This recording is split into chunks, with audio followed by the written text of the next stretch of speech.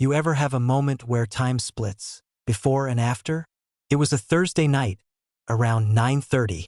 I remember because I was sitting on the edge of our bed, lacing up my gym shoes, headphones already in, just trying to decompress from the usual bull. Work had been murder that day. My phone buzzing every 10 minutes, my boss breathing down my neck about deadlines, and traffic turning my ride home into an hour-long crawl. And then she started. Samantha, my wife, the same woman I used to write songs about when I was 25. The same woman I proposed to with a nervous stutter and a shaky hand. She leaned against the doorframe of our bedroom, arms crossed, fake nails clicking against her wine glass. That look on her face, the one that said she already won whatever argument was about to start. "You seriously gonna wear those shoes again?" she asked, eyes raking me from head to toe like I was some stranger in her house. I stayed quiet. I was tired.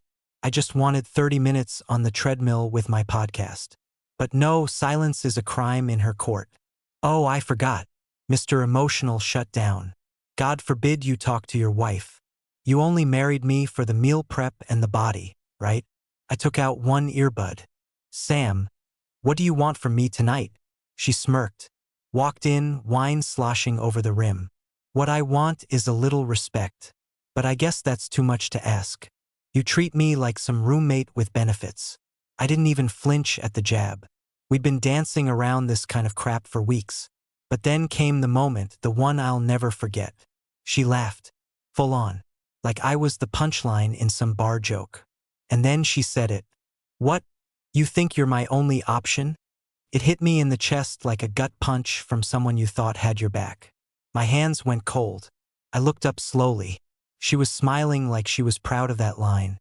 I said, calm as hell, "Definitely not." Then I stood, grabbed my phone, and walked right out the door.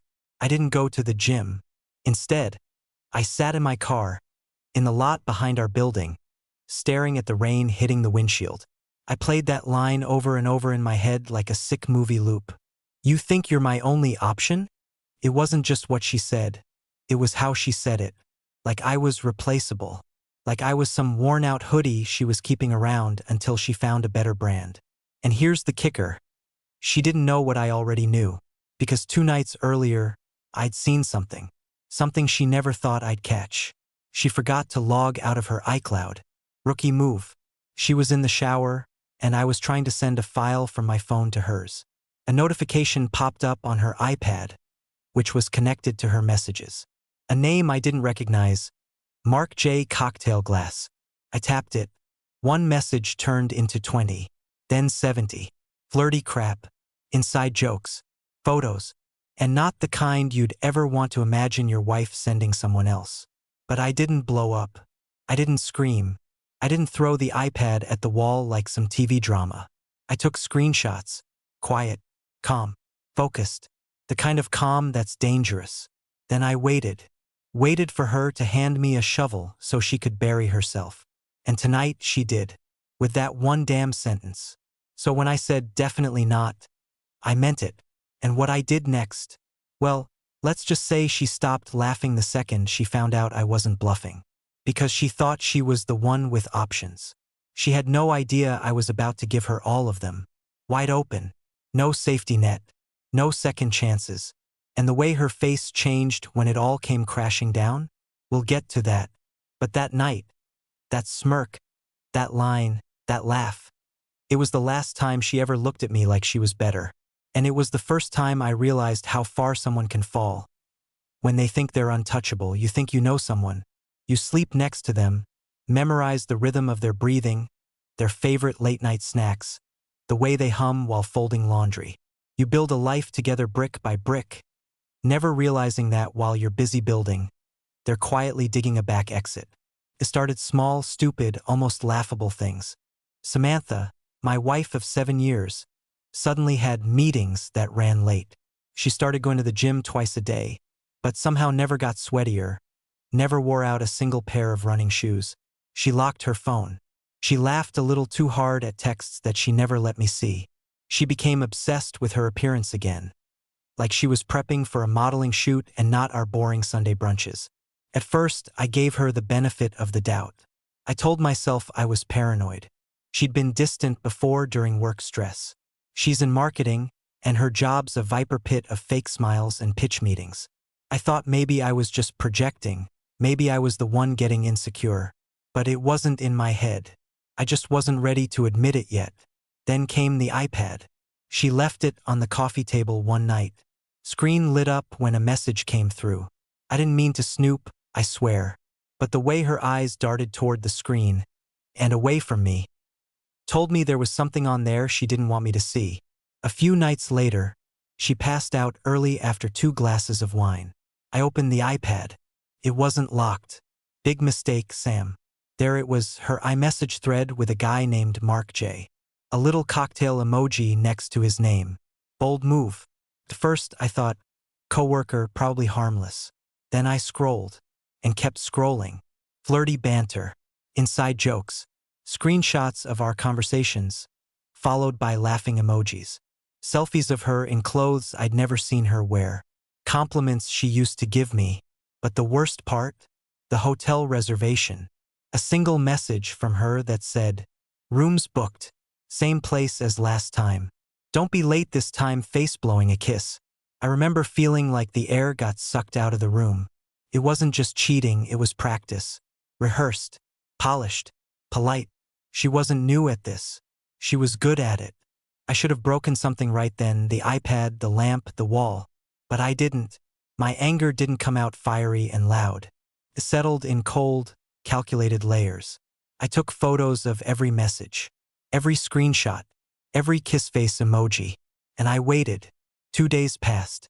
I said nothing, just observed. She left one night with a tiny overnight bag. Said she had to help a coworker with a presentation. My hands shook as I tracked her phone using the shared Find My feature she forgot we still had active. Sure enough, the pin dropped at a hotel 10 miles away. Same one from the reservation. That night, I slept on the couch with my phone in my hand. At 2:16 a.m., she texted, "Hey babe, sorry I fell asleep at Sandra's.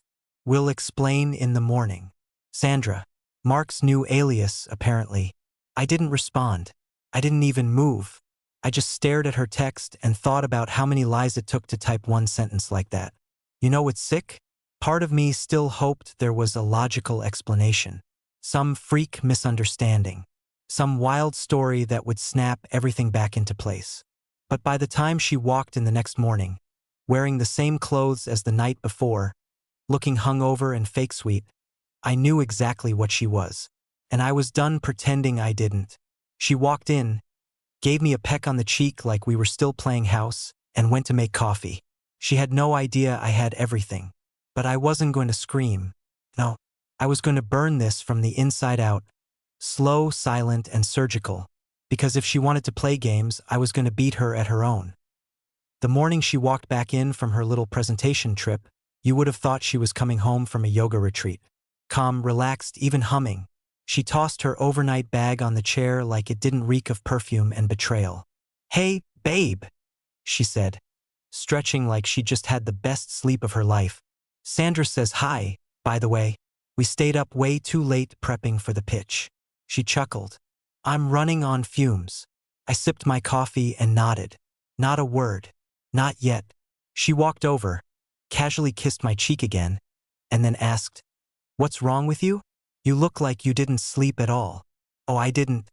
Because while she was playing house at a hotel with Mark J. and his bar-smelling cologne, I was sitting on a couch staring at 10 years of my life fall apart in high definition.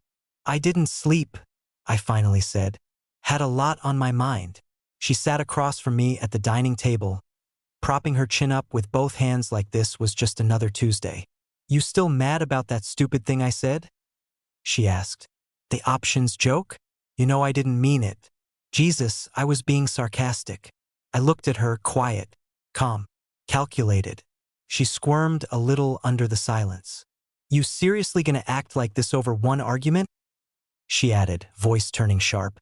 "You get weird every time I go somewhere without you. Are you that insecure?" There it was. The spin.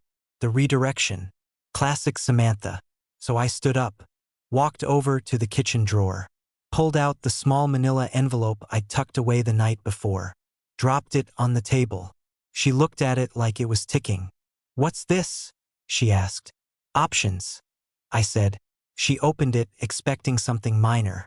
Instead, she found color-printed screenshots, messages, emojis, photos of her and Mark, the hotel confirmation, her kissy-face selfie with the caption, "Miss me already?" Her face went white, the kind of white that only comes when someone realizes the mask just slipped all the way off and shattered on the floor. "Where the hell did you get this?" she asked, eyes darting. "You left the iPad unlocked," I said. "You handed it to me. You practically gift-wrapped it." She went quiet for a few seconds. Then she did what cheaters always do when they get caught cold. She laughed. "I cannot believe you went through my stuff. Do you hear yourself? That's toxic." I didn't flinch. She kept going. "You're acting like some jealous ex-boyfriend, not a grown man. This is why I started talking to someone else. You're boring. You're like a wall." Still, I said nothing, because every time she opened her mouth, she dug her own grave deeper. "So what, you're gonna throw 10 years away because I needed someone to actually talk to me? Someone who didn't treat me like a damn roommate." "You didn't talk to him," I said, still calm. "You slept with him." Her nostrils flared. "Don't act like you're a saint, Luke." And there it was, the Hail Mary. The last-ditch let's both be guilty card. "I haven't touched anyone but you in a decade," I said. "And even then only when you felt like it. Which hasn't been often, has it?" She stood up, fuming. "What, you think you're the victim here?" "I know I am," I said. "But not for long." She looked thrown, like the words didn't register. Maybe she thought I'd cry, beg, fight. Maybe she thought she'd twist this like every other fight before. But I just walked to the hallway closet, pulled out the duffel bag I'd packed 3 days earlier, and slung it over my shoulder. "You're leaving?" she asked, stunned. "No," I said. "You are." She blinked. "You've got options, remember?" I said. "Go chase them." Then I opened the door and left her standing there with a stack of her own lies staring back at her. The second the door shut behind me, the silence hit harder than I expected. No slamming, no screaming, no footsteps chasing after me. Just nothing. I stood in the hallway for a moment, holding the duffel bag in one hand like it weighed more than my entire body. You always imagine these moments as dramatic. Fists pounding on walls, someone sobbing, thunder in the background. But this wasn't a movie. This was real. And the real part hit me in the chest like a goddamn freight train. She didn't even try to stop me. I walked out of the apartment we built together, the one we argued over paint colors in, the one we spent 2 years making ours. Every frame on the wall, every throw pillow on the couch, every dumb plant by the window. They were pieces of a life that I thought meant something. Pieces I now saw for what they really were. Props. The Uber smelled like cigarettes and cheap cologne. I didn't care. I gave the driver my buddy Eric's address and stared out the window like I was watching someone else's life drive away behind me. Eric opened the door half asleep, wearing sweatpants and a shirt with a pizza stain on it. "What the hell, man? You rob a bank." I tossed my bag on his floor. "Nah, I just walked out on my wife." He blinked hard, like he needed to run the sentence through his brain again. "Wait, what?" I told him everything. The texts, the hotel, the smirk, the final straw. I didn't sugarcoat a single word. By the end of it, his face was pale. "She really said that? You think you're my only option?" I nodded. "Jesus, Luke." He gave me a beer, no questions asked, and we sat in silence for a long time. I didn't cry. I didn't rage. I just sat, feeling like someone had reached into my chest and torn out a part of me I didn't even know I was still protecting. You think betrayal hits like a bomb, quick, loud, devastating. But it doesn't. It's slow. It crawls. It leaks into every corner of your soul. It makes you second-guess every memory you ever shared with them. That road trip to Arizona, was she thinking of someone else even back then? That night we danced in the kitchen at 2 a.m. Was it just convenience? Were the smiles fake? The I love yous just noise? I lay awake on Eric's worn-out couch that night, staring at his ceiling fan turning slow circles above me. My phone buzzed a few times. I didn't check it. I already knew who it was, and I didn't care. I wasn't ready to block her yet. Not because I still wanted her, God no, but because I needed to see what kind of lies she'd spin now that her little theater production had been canceled mid-show. By morning, I had 10 unread texts and 3 missed calls. We need to talk. Can we just be adults about this? You're overreacting. If you loved me, you'd at least let me explain. Explain what? How long she'd been sneaking around. How Mark J wasn't the first, just the most recent. How I was the safe one, the backup option, the guy you keep around because he pays the rent on time. That morning, as I brushed my teeth with a dollar store toothbrush in Eric's bathroom, I looked in the mirror and saw a version of myself I hadn't seen in years. Clear eyes, steady hands, no mask, no pretending. I realized something. She didn't break me. She exposed me. Exposed the cracks I'd been plastering over with forgiveness and routine. Exposed the loneliness I'd been dressing up as marriage. Exposed the fact that I'd been showing up every damn day for someone who was already halfway out the door, heels in hand, texting another man goodnight. But now I had options too. And mine didn't include her. There's a strange kind of peace that comes after devastation. Like standing in the smoldering ashes of what used to be your life and realizing you're still breathing. It's quiet, too quiet, but it's real. The next few days were a blur. I stayed at Eric's place, trying to function like a normal person while the floor beneath me kept shifting. I still went to work, still responded to emails, still made coffee like my hands weren't shaking every damn morning. But I was a ghost. Samantha kept texting. Long blocks of manipulation dressed as honesty. Half-hearted apologies wrapped in sarcasm and blame. She was unraveling and trying to drag me down with her. You left. That says everything. We both made mistakes. Mark was just an escape. You pushed me there. No accountability. No remorse. Just revisionist history from someone who couldn't stand to look in the mirror too long. But here's the thing. She wasn't wrong about one part. I had left. And for the first time in a long time, I was proud of that decision. Still, that didn't mean I knew what came next. Divorce felt like such a massive word. It carried weight, finality, embarrassment.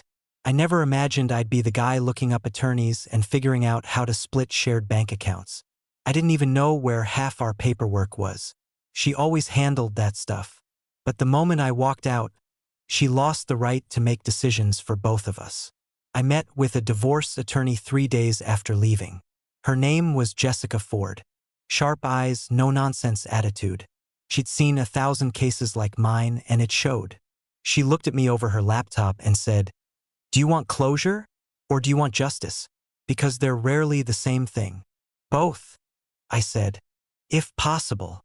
She smiled without humor. "Then we start the paperwork today." Felt surreal. Sitting in a downtown office with blinds closed, describing the breakdown of a decade-long relationship like I was reporting a stolen car. But it needed to be done. And deep down, I knew Samantha wasn't the type to walk away clean. She'd make it messy, dramatic. She'd cry victim while clawing for assets she never even contributed to. So I got ahead of it. I froze our joint accounts, transferred my direct deposit, took my name off her car lease and started documenting everything. The lies, the financial records, the messages. I turned emotion into strategy and strategy into distance. Eric offered his spare room indefinitely, but I needed my own space. A week after the confrontation, I found a 1-bedroom apartment not far from work. Nothing fancy. Beige carpet, dusty blinds, fridge that hummed too loud, but it was mine. No photos on the walls. No empty wine glasses in the sink. Just air that didn't smell like secrets. The first night I slept there, I didn't dream. For the first time in months, my brain wasn't racing through arguments or analyzing every strange look she'd given me at dinner. It was just silence. Cold, quiet, undisturbed silence. I missed our dog, though. Daisy. She'd been with us since year 2. Samantha took her, of course. Another pawn in her guilt trip chess game. Think of Daisy. One of her texts read, "Do you really want to tear her family apart?" What family? A real family doesn't hide hotel room keys in gym bags or call their spouse boring for not tolerating betrayal. Daisy deserved better too. But for now, I had to let that battle go. Focus on one war at a time. My decision was made. Divorce. No half measures. No working through it crap. No marriage counseling with someone who'd laughed in my face while cheating behind my back. I was done. Not broken. Not bitter. Just done. And maybe that's what strength really is, not the loud kind, not the cinematic breakdowns. Just the quiet, firm decision to walk away and never look back. It happened on a Thursday again. Funny how it always seemed to come back to Thursdays. I was on my lunch break, sitting in my car outside the office, chewing on a stale turkey sandwich and listening to the low hum of some podcast I wasn't even really hearing. I was half dozing in the driver's seat when my phone lit up with a name I hadn't seen in weeks. Mark J. Cocktail Glass. Except it wasn't a message. It was a DM on Instagram. His profile picture, a filtered gym selfie. Predictable. I opened it with zero expectations, figuring it was some weak threat or ego trip. But it was worse than that. Yo man, I just found out she was married. I didn't know. She told me you were separated. I wouldn't have touched her if I'd known. I read it 3 times before my brain processed it fully. Separated? That lying, manipulative piece of work told him we were already done? I laughed. Out loud. In the car. Like a crazy person. Because that was so Samantha, rewriting the story in real time to protect her ego. Still playing the victim even after everything. I guess the only way she could justify sneaking around was to convince her lover that I'd already walked away. But no, I was still there. Paying bills. Cooking dinners. Kissing her goodnight. At least until she smiled through my heart like it was a joke. I didn't reply to Mark. What was the point? He wasn't the enemy. He was a prop. A tool in her toolbox of delusions. And now that he knew the truth, he was probably feeling just as dumb as I had. But it didn't stop there. 2 days later, I got an email from Samantha. Not a message. An email. Subject line. About the house. I opened it reluctantly. I spoke with my lawyer. Since I'm still on the mortgage, I think it's fair if I either stay in the house or you buy out my half. Let's be reasonable. Reasonable? She thought she was entitled to the house after cheating, lying, and emotionally torturing me for months? I forwarded it straight to Jessica, my attorney. Her reply came fast. Do not respond. Let me handle this. We'll contest full ownership. She has no standing. And yet, I couldn't stop my blood from boiling. Samantha hadn't apologized. She hadn't even pretended to feel guilt. And now, like clockwork, she wanted her cut. Her reward for detonating our marriage like it was a game of Battleship. That night, I poured a whiskey and sat in my empty living room, staring at the bare walls and dusty blinds, and I finally let myself feel everything. The anger, the embarrassment, the heartbreak. I'd been humiliated not just by what she did, but by the fact that I let it go on for so long. I let her disrespect become normal. I let her coldness pass as mood swings. I convinced myself that silence was strength, that loyalty meant enduring anything. But loyalty doesn't mean tolerating betrayal. It doesn't mean handing someone the knife and then blaming yourself when they twist it. She'd always had a way of making me question reality, gaslighting me into thinking I was paranoid when I noticed red flags, mocking me for needing communication, rolling her eyes at intimacy like it was some inconvenience. She didn't want a partner. She wanted a fan club. And now, without her puppet strings, I could finally see her for what she really was, a performative, selfish, hollow shell of the person I thought I married. The turn wasn't in the DM from Mark or the email about the house. It was in me. For the first time, I wasn't waiting for her to come around. I wasn't hoping for closure. I wasn't scared of being alone. I was angry, not just at her, but at myself for shrinking in the name of love. But that was done now. From here on out, I made the rules. And she was going to learn what it meant to run out of options. The day I made my final move wasn't some dramatic Hollywood showdown. No storms, no slammed doors, just a quiet Monday morning, a calm sky, and a very different version of me walking into the courthouse. By then, the numbness had burned away. The sadness too. What was left wasn't bitterness, it was clarity. Cold, sharp, unforgiving clarity. And when you reach that point, when you've stopped hoping the person who hurt you will somehow fix it, that's when you're finally free. Samantha didn't expect it. She thought I'd cave. She thought I'd fold under pressure like I always did when she weaponized guilt. But what she never understood, and never even tried to, was that I'm a slow burn. I don't explode. I simmer. And when I finally boil over, it's surgical. Jessica had everything lined up. My name was on all the financial documents. The house? In my name. The car? Mine. Proof of infidelity? Check. Her texts, her messages, Mark's confession. All logged, backed up, printed, and archived. Samantha wasn't walking into a courtroom. She was walking into a trap she set herself. But she still showed up wearing that smug little expression, like she was about to negotiate a raise instead of face the wreckage she caused. We met in mediation first. Small room. Just the attorneys, a mediator, and us. She wouldn't look at me, which was fine. I didn't want to see her smirk again. I'd seen enough.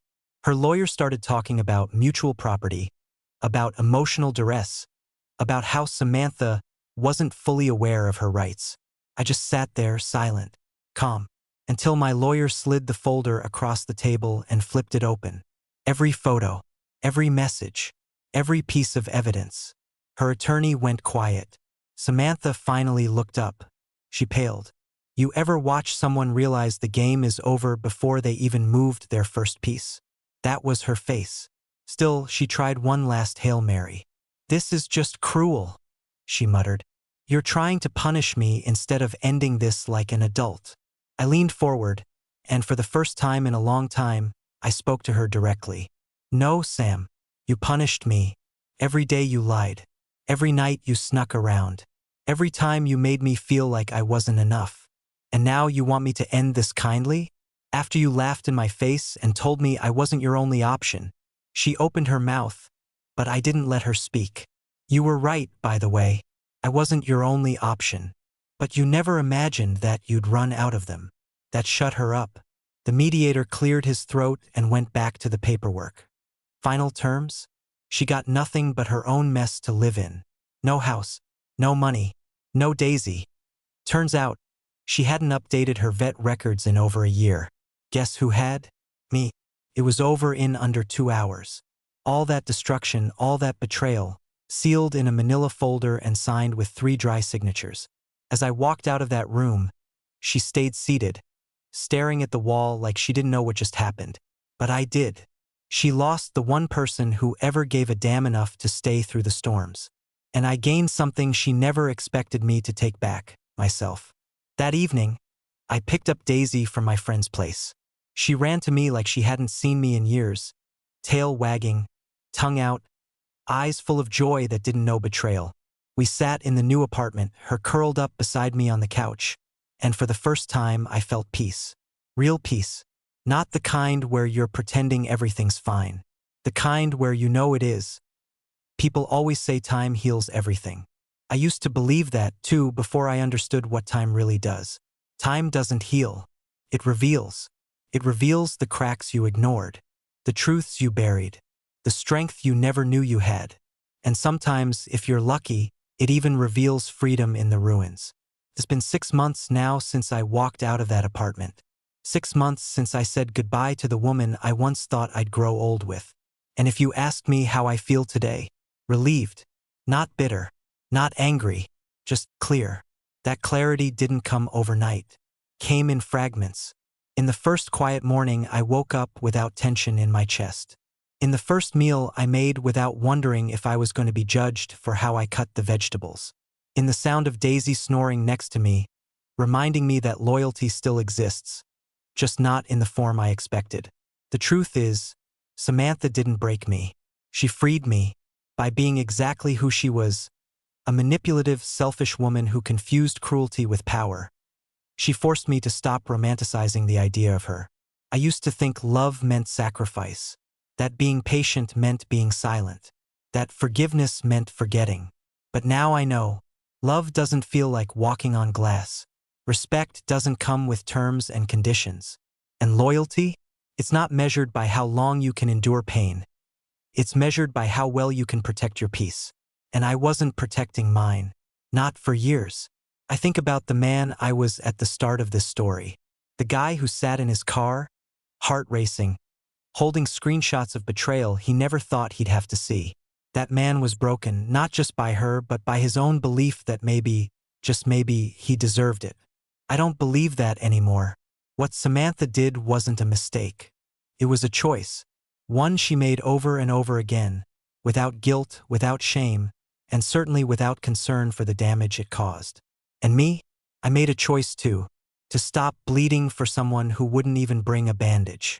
To stop asking why. To stop chasing closure from a person who'd sell it back to me for attention. She tried to reach out once, about a month after the divorce finalized. Sent me some hollow message about how hard it's been and how she didn't realize what she had until it was gone. I didn't respond, because that's the thing about burning bridges. Eventually, you learn to build new ones somewhere better, somewhere safer, somewhere that doesn't smell like gasoline and bad intentions. If you're reading this, if you're in the middle of something like this, let me tell you what I wish someone had told me earlier. You're not crazy for noticing the distance. You're not wrong for asking questions. And you're not weak for walking away. People like Samantha, they survive on silence. They thrive in the benefit of the doubt. But once you stop giving them those things, once you turn on the lights and look at them clearly, they shrink. Their power disappears. They're not storms. They're smoke machines. And once you've seen through it, you'll never suffocate in their world again. I'm not the same man I was before all this. I'm better, sharper, quieter maybe, but only because I know now what peace actually feels like. So here's my final thought. When someone laughs in your face and says, "What? You think you're my only option?" Let them laugh. Let them burn it down. And when they do, smile. Because what they don't know is, you've just been handed your freedom, wrapped in the wreckage of their own arrogance. And that's the best option you'll ever take.